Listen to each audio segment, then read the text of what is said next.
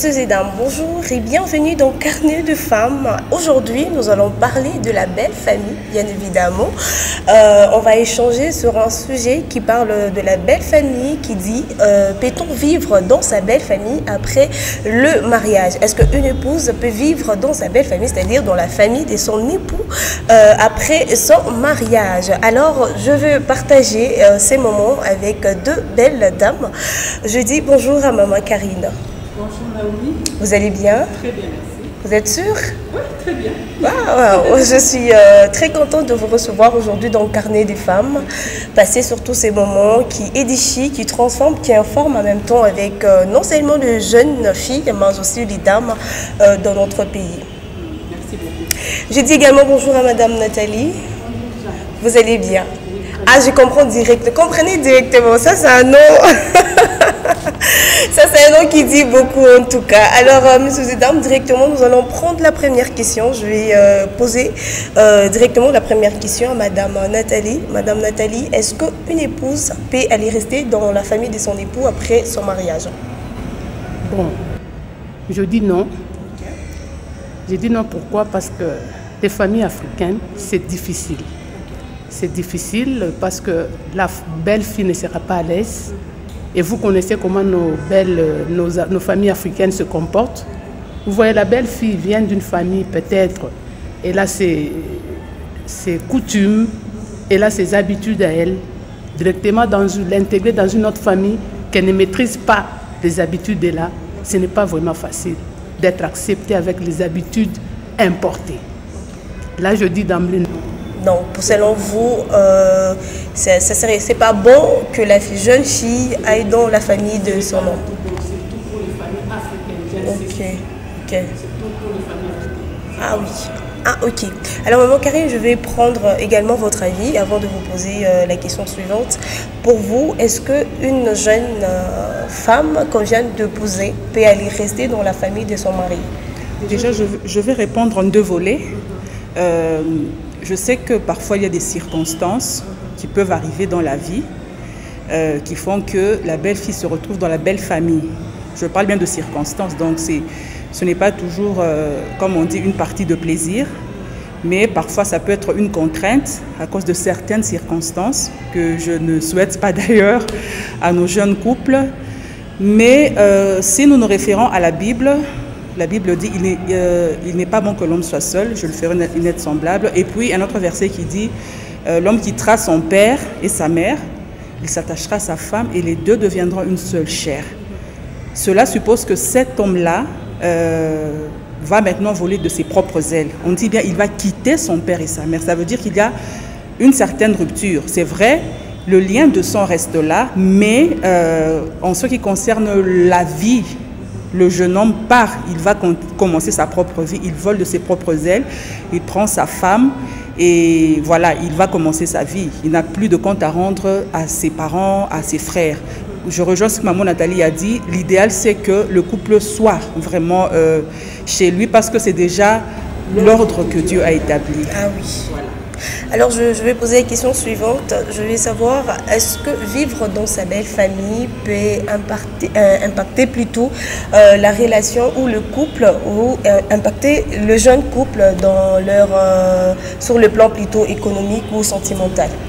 Je vais essayer de répondre d'une manière selon certaines réalités parce que moi déjà ça ne m'est jamais arrivé d'aller vivre dans la belle famille. On va se baser un peu sur certains témoignages ou bien certaines réalités. Je pars toujours de la Bible. Vous savez, si Dieu dit que le couple, donc le monsieur qui se marie, doit aller dans sa maison, ça suppose qu'il y a beaucoup de choses qui seront dérangées si le couple est dans la famille du mari. Impact, oui, il y en aura certainement. Je n'irai pas jusqu'à dire que toutes les belles familles sont mauvaises. Non, je n'aurai pas la prétention de le dire. Et d'ailleurs, j'ai toujours dit aux femmes, n'allez pas déjà avec cette appréhension des choses. Disons, les belles familles sont toujours mauvaises parce que vous pouvez faire un faux calcul. Hein. Vous pouvez vous retrouver en train d'avoir des réactions au-delà de ce qu'il y a réellement.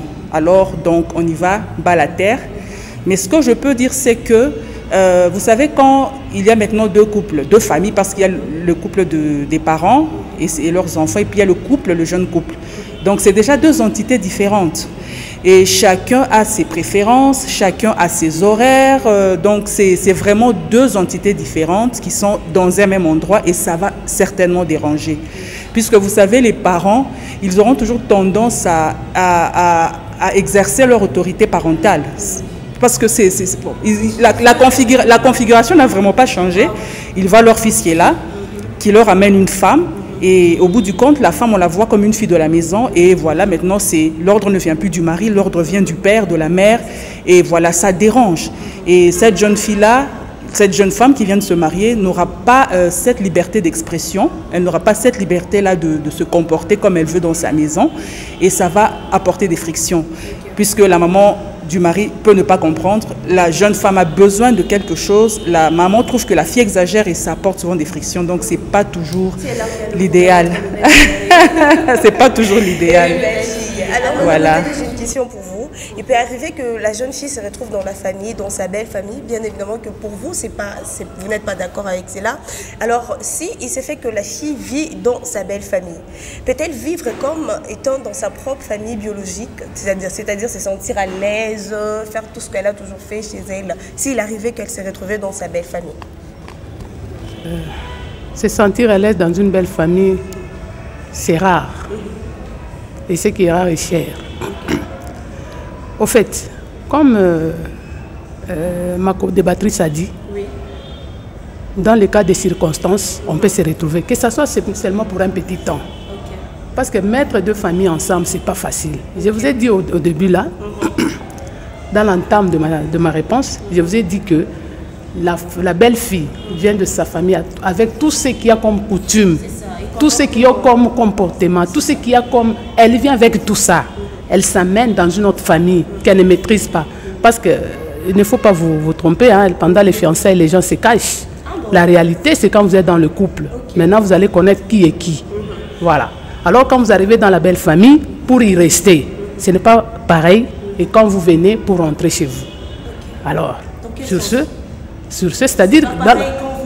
Oui, vous passez un peu du temps, après vous rentrez chez vous. C'est pendant les fiançailles. C'est la période là où vous faites semblant, oui, vous cachez le comportement. Vous êtes en train de faire comme si vous êtes une fille respectueuse, une fille respectable. Faites semblant. C'est la période là où on ne se connaît pas bien.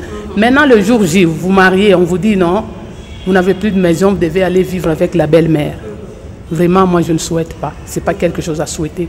Même si vous dites que vous priez, à un certain moment, vous allez commencer à vous poser des questions. Oui, ça arrive toujours. Moi, je ne souhaite, pour moi, vraiment, je ne souhaite pas.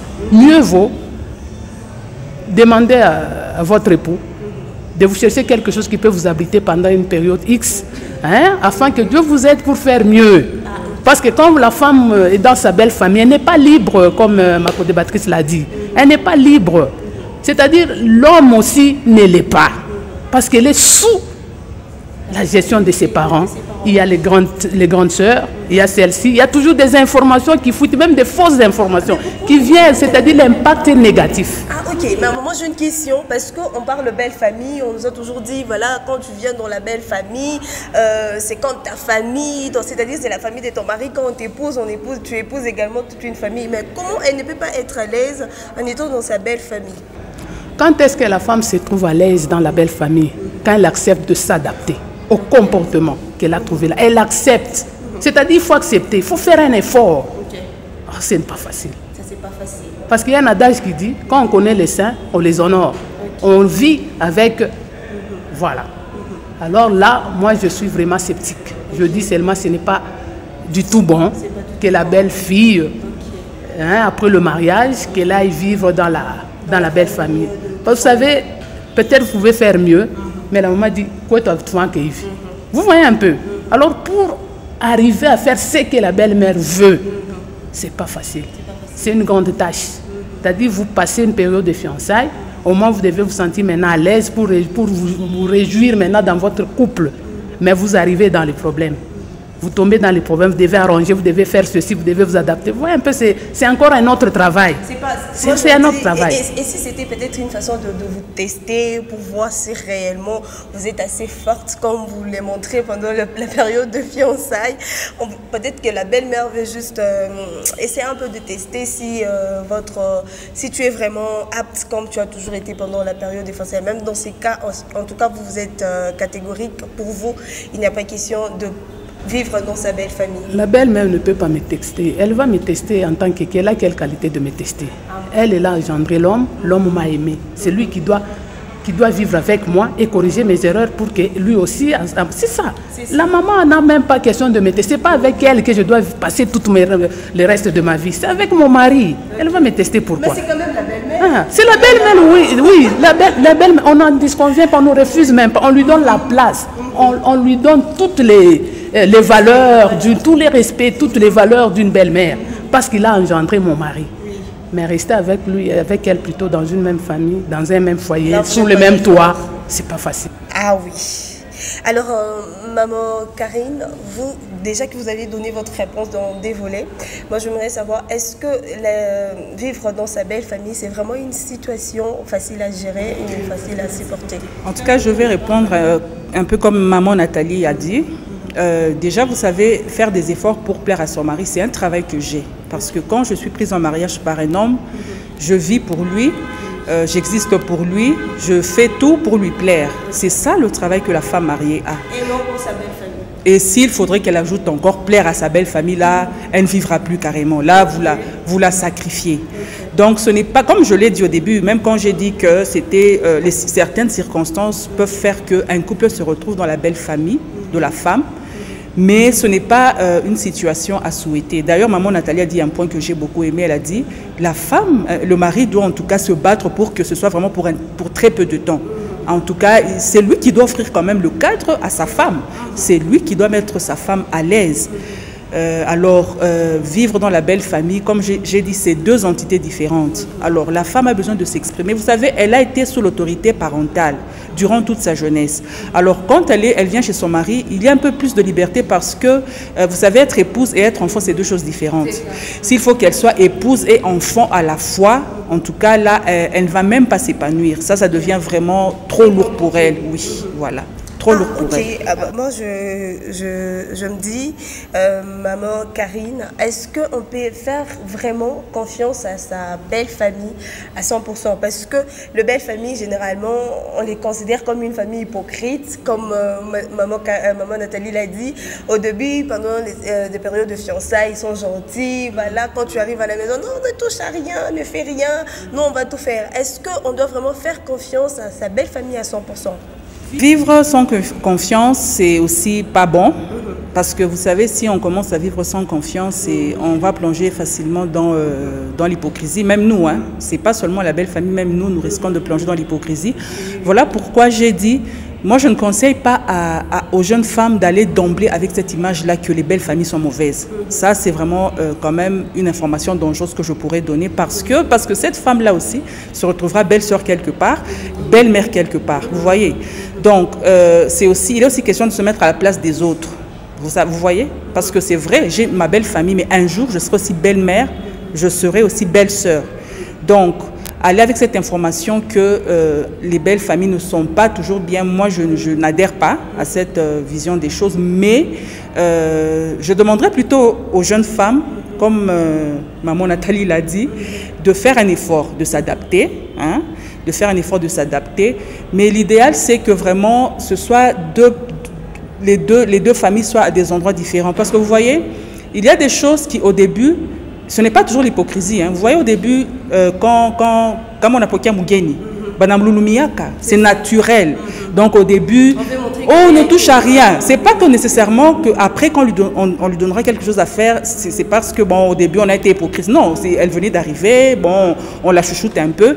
Mais après un certain temps, ok, tu peux faire seul le travail. Et puis, bon, ça, c'est un processus naturel. Ce n'est pas toujours la méchanceté ou bien l'hypocrisie. Mais maintenant, la femme, elle le prendra vraiment mal parce qu'il faudra qu'elle s'occupe de son mari. Mais on lui dira, non, il faut piler le sombé parce que ton beau-père doit manger. peut-être que la belle-mère peut le demander, ou bien la belle-sœur peut le demander sans mauvaise intention, mais la femme ne sera pas toujours à l'aise, ça sera trop chargé pour elle. Donc, moi, je n'irai pas jusqu'à dire il ne faut jamais faire confiance aux belles familles parce que je suis aussi belle-sœur quelque part. Je serai belle-mère un jour.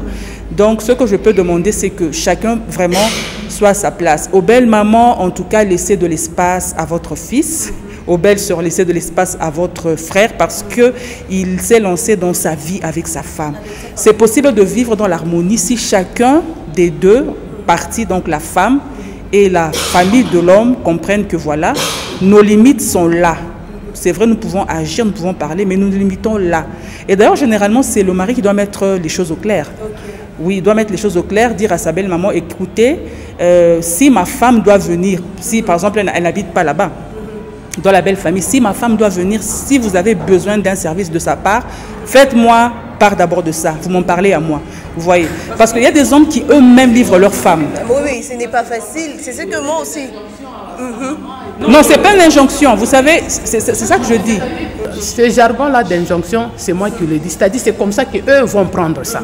Quand Oui, vous dites, ils disent vous savez, non, ils donnent des injonctions. non, vous savez, ils donnent des instructions. vous savez, les parents, ils prendront toujours leur enfant pour un bébé. Je pense que c'est quand on dit l'homme quittera, ça veut dire qu'il devient un homme, il prend des décisions. Et moi, je le dis, c'est vraiment des choses que j'ai vues autour de moi. Hein. Un monsieur qui dit, non, écoutez, maman, tu es maman, je t'aime, tu es ma mère, tu m'as engendré, je te dois du respect, mais en ce qui concerne ma femme, s'il y a un problème, vous m'en faites part. C'est aussi une manière de protéger, vous voyez. On dit que l'homme, c'est le chef. Le chef, c'est quoi? C'est celui qui protège sa femme. C'est celui qui défend sa femme. Alors, l'homme ne doit pas livrer sa femme dans le sens où il doit mettre les points sur les i. Vous comprenez? Il doit mettre les points sur les i. Pas la parole. Oui. J'aimerais comprendre. C'est pas par là qui amènent ces petits conflits entre belle-mère et belle-fille, parce que pour eux, ils vont se dire comme maman Nathalie l'a dit, ça vient de la belle-fille, parce que c'est dit mon fils ne pouvait pas me parler comme ça plus tôt s'il n'avait pas épousé cette femme. C'est-à-dire c'est elle qui a intoxiqué. Vous savez, on vivra pas avec en prévenant toutes ces petites choses-là. À un moment donné, il faut faire la part des choses. Vous savez, je pense que c'est des choses que vous avez aussi vécues. Hein. À un moment donné, il y a une décision à prendre. Et tout le monde ne sera pas toujours d'accord. Vous savez, dans la vie, il n'y a pas un moment de la vie où on a pris une décision et tout le monde à 100% est d'accord. Il y aura toujours des gens qui protestent, qui ne sont pas d'accord. Alors, ce sera toujours comme ça. Ce qu'il faut faire, c'est quoi? C'est regarder au bout l'objectif. L'homme, en faisant ça, ça va réduire vraiment les problèmes. Parce que s'il laisse, permettez le terme, hein, la jungle, ça veut dire un beau-frère peut appeler sa belle-sœur et lui donner des ordres. Non, fais ceci, fais cela. C'est vraiment la jungle. Au bout du compte, ça sera vraiment... Le mari ne pourra plus récupérer la situation après. Vaut mieux au départ qu'il y ait des frictions, que les gens le prennent mal ou pas, mais au moins il met les points sur les i. Et vous verrez qu'après un certain temps, et même les beaux-frères vont s'adapter.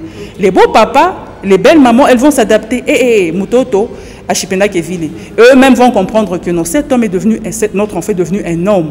Ça, c'est une plate-bande à ne pas toucher. Au début, les choses ne sont pas toujours acceptées, mais au bout du compte, on finit par s'adapter et accepter. Ce n'est pas tous les jours que la belle maman sera en train de dire à un moment donné, à ta choc.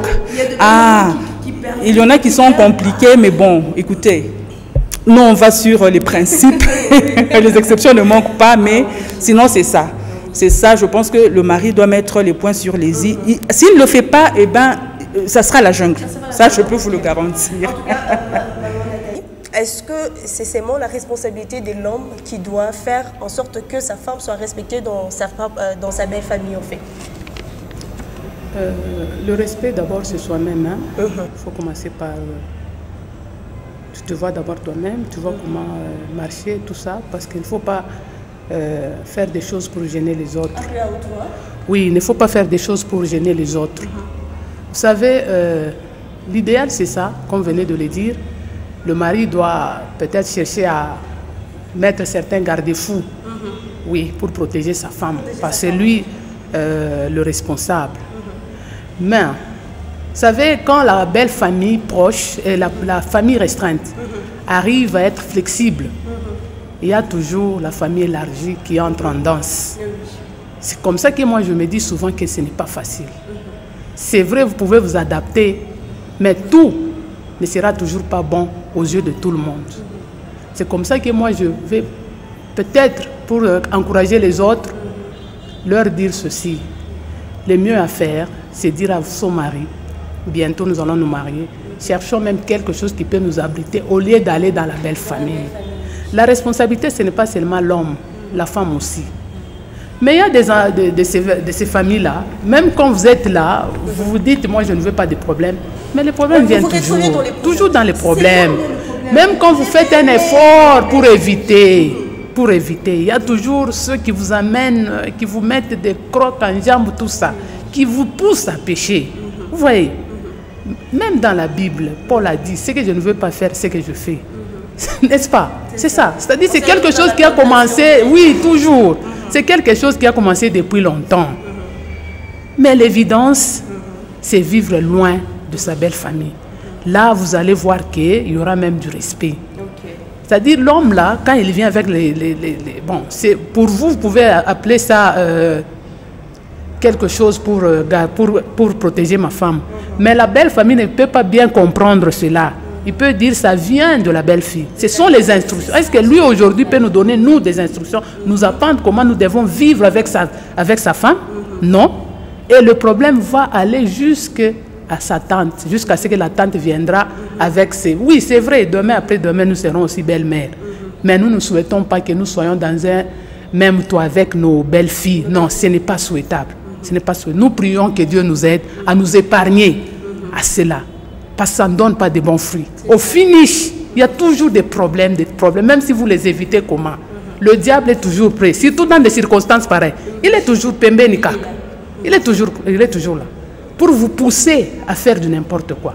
En tout cas, la protection est du côté des femmes et du côté de l'homme. Ce n'est pas seulement l'homme. Tous les deux doivent se protéger, mais ce n'est pas facile.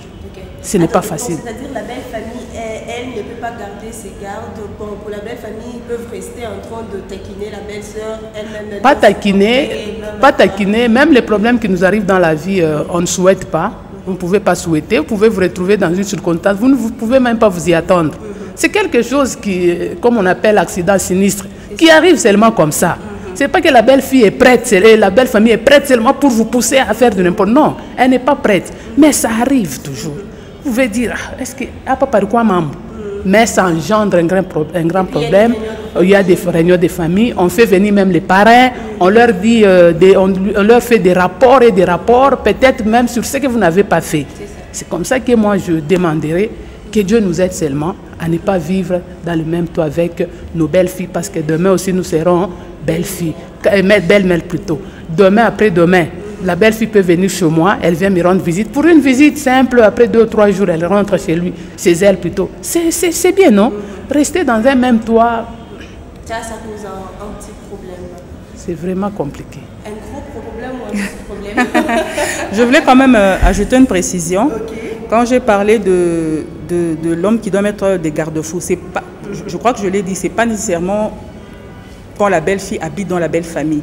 Parce que vous savez, il y a des cas aussi où le mari, le jeune homme, il est avec sa femme chez lui, et la famille aussi est quelque part dans son coin.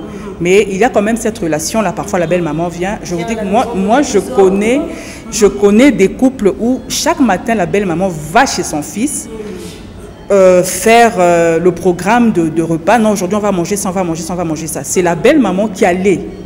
Donc, moi, j'ai un peu élargi par rapport à ce que vous avez donné comme thème. Moi, j'ai un peu élargi. Donc, la belle-maman allait chez son fils pour donner le programme des repas. Vous comprenez? Voilà le menu du jour. Alors, c'est dans ce cas que moi j'ai dit, l'homme, c'est lui qui doit maintenant mettre des garde-fous. Donc, même si la belle-maman venait, même si... là, je ne suis plus vraiment dans le cas où ils sont sous le même toit. Là, c'est maintenant, j'ai élargi un peu l'espace. Au cas où il y a quand même cette séparation, mais il y a quand même cette influence-là. Souvent, ça vient du fait que le mari, c'est le fils lui-même qui donne cette largesse-là à sa famille. Donc, c'est à l'homme de... La femme, elle est chez elle dans son coin, mais sa belle famille vient. Je crois que c'est l'homme qui doit mettre les points sur les i. Donc, c'est juste la petite précision que j'ai voulu ajouter. Oui. Ok, alors, Madame Nathalie, alors qu'est-ce que vous pouvez conseiller à une jeune fille qui s'est mariée aujourd'hui et que son mari a peut-être un petit problème d'argent, financier et tout, est-ce que vous pouvez vraiment la conseiller à pousser vraiment son mari à aller au-delà de ses efforts ou à faire ce qu'il ne faut pas faire parce qu'elle ne doit pas nécessairement rester dans sa belle famille? Bon, je peux conseiller à cette jeune fille qui se marie bientôt à aider son mari à trouver quelque chose qui peut les abriter pendant une période X. Bien avant le mariage. Oui, bien avant le mariage. Si cela n'est pas possible, vous pouvez renvoyer le mariage. Le temps pour vous de vous organiser correctement. Oui, vous pouvez renvoyer le mariage. Oui, c'est pour votre bien. C'est pour votre bien. Parce que quand vous repoussez et puis vous trouvez quelque chose de bien, pas de confort, quelque chose de bien passable, oui, là vous serez très à l'aise. Si vous voulez à tout prix aller dans le mariage parce que nous courons derrière le temps, parce que l'autre s'est marié, moi aussi, tout ça, je dois le faire. Vous allez payer le pot cassé. Avec cette génération qui veut mettre sur TikTok, qui veut mettre sur YouTube, c'est ça. Tout le monde voit sur les statuts, vraiment, vous êtes sûr, parce que ce sont des cas vraiment qu'on rencontre là à l'extérieur, vraiment, il y a de jeunes filles, elles se disent, bon, pour les moments, d'abord, c'est les mariages. Si on n'a pas d'argent pour louer une maison, on va rester peut-être je sais pas moi, on va louer un appartement, ou bien, l'homme n'a pas en fait ces moyens-là. Donc pour vous, elle doit pousser, elle doit aider son mari à faire ça, à faire ce qui est mieux pour les deux. Oui. Parce que c'est pour toute une vie. Si vous voulez montrer aux gens comment vous allez vous marier, mais demain, vous allez vivre avec... Voilà. Oui. C'est-à-dire, vous-même, vous mettez dans une situation un peu très compliquée. C'est pourquoi je demanderai à nos jeunes filles de faire... Qu'est-ce que je peux dire? C'est quel terme que je peux utiliser là? D'aider son mari d'aider son mari, d'être des femmes là, comme la Bible l'appelle, une aide. Une aide.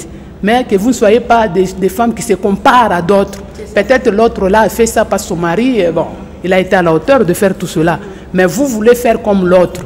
Non, non. Il faut vivre avec les moyens qu'on a. Vivre au-delà de ces moyens, ça risque de faire tuer le mari bien avant.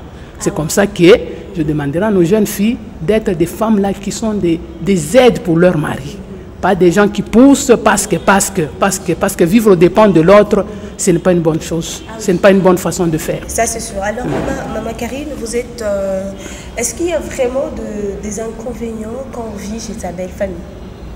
Oui, c'est un peu comme j'ai répondu au début. Il y aura beaucoup d'interférences. Beaucoup d'interférences parce que c'est deux familles différentes, c'est des désirs différents. Donc les inconvénients, oui. Par exemple, comme j'ai dit, bon, la jeune, vous savez, quand une femme se marie, il y a souvent ce petit rêve-là de se dire, voilà, je serai libre chez moi, je vais préparer ce que je veux, quand je veux. Mon mari peut-être m'a déjà laissé cette liberté-là de ne lui faire le repas que quand il reviendra. Bon, durant tout ce temps, je peux aussi me reposer, je peux faire telle chose, vous voyez. Ça l'épanouit. Donc, quand la femme fait ce qu'elle veut, ce qu'elle désire, quelque part, ça l'épanouit. Mais s'il faut qu'elle vive sous des contraintes, bon, pendant qu'elle a besoin de se reposer, il y a la belle famille qui vient, non, tu dois piler les sombés, Foigna Thompson. Alors qu'elle a besoin de se reposer, il y a beaucoup trop d'inconvénients. Donc, la femme ne vivra pas cet épanouissement-là qu'une femme connaît quand elle se marie. Donc, c'est un exemple que je donne. Je ne sais pas si tu en as besoin d'un autre. Donc, et puis, vous savez, chez nous, comme chez nous ici dans les réalités africaines, vous savez, il n'y a pas trop de proximité entre les belles mamans, les beaux-pères et les belles filles. Ce qui fait que la fille sera vraiment restreinte dans un coin, elle ne sait pas... Parce que Maman Nathalie, oui, Maman Karine, parce qu'au départ, on s'est dit, surtout nous, jeunes filles de nos jours, on s'est dit, les belles-mères, elles sont méchantes, les belles-mères, elles maltraitent les jeunes filles, les jeunes dames qui viennent à peine de se marier. Moi, je me dis, c'est peut-être ça qui pousse la femme à être un peu trop réticente. Non, non, c'est pas ça, c'est plus par rapport... vous savez, quand même, quelque chose que je loue chez les Africains, c'est quand même ce sens-là du respect, de la pudeur. Ça, au moins, c'est des valeurs ce sont des valeurs en fait bibliques. Mais bon, avec le temps, l'Occident a un peu commencé à biaiser ces choses-là. Mais sinon, ça doit quand même avoir sa place. Il doit y avoir quand même ce respect-là. Je ne dis pas que la belle maman doit être là et la jeune fille là, non. Mais quand même, ce sont des valeurs que nous devons garder. Alors, normalement, une jeune fille ne peut pas être libre devant son beau-père. Elle est là, elle prend n'importe quelle position. Vous voyez, c'est pas bon. C'est pas bon. Alors... Le problème, c'est que quand elle sera dans la belle famille, elle n'aura pas cette liberté-là de prendre peut-être de l'air, de se rafraîchir un peu comme elle peut, parce que le beau papa est là, parce que la belle maman est là. Donc elle sera vraiment restreinte à de petites choses. Pas nécessairement la méchanceté des belles mamans, non. C'est plus ce sens-là de la pudeur et du respect, de certaines valeurs. Voilà, c'est Alors ça. on va prendre la dernière question pour finir. Je vais poser la question à maman Nathalie. Je vais savoir... Juste pour peut-être compléter ce que Oui. maman Karine vient de Vas-y, dire. allez-y. J'ai suivi une fois quelqu'un qui disait ceci, c'était peut-être dans une émission, je crois, à la télé. La personne disait ceci, vous les belles-mères, si vous voyez votre fils et mari, laissez-les jouer coco dans leur maison à deux. Laissez-les. Vous voyez quelqu'un qui arrive à dire ça. Voyez un peu. C'est-à-dire, oui. Alors maman Karine, une seconde et on finit l'émission. Et tous ceux qui me connaissent, et je fais passer le message que Jésus-Christ revient bientôt. Donc vous qui n'êtes pas encore convertis, il est temps de donner vos vies au Seigneur Jésus. Alors, messieurs et dames, on se retrouve très prochainement. Merci à cette émission, messieurs et dames. Le prochain rendez-vous, c'est pour la semaine prochaine. Je vous dis au revoir.